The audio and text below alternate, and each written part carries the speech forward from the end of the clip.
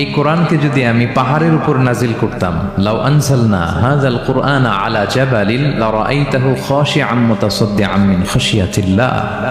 নবী, হে কোরআনকে যদি আমি পাহাড়ের উপর নাজিল করতাম, আপনি দেখতেন আল্লাহর ভয়ে এই পাহাড় ভেঙে চুরে খান খান হয়ে যেত।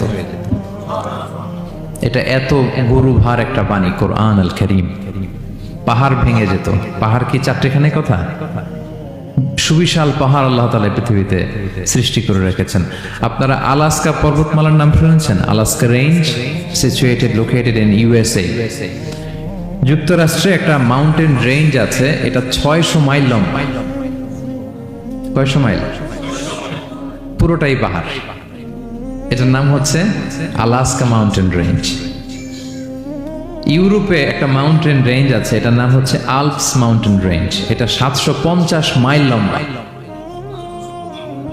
নেপালে একটা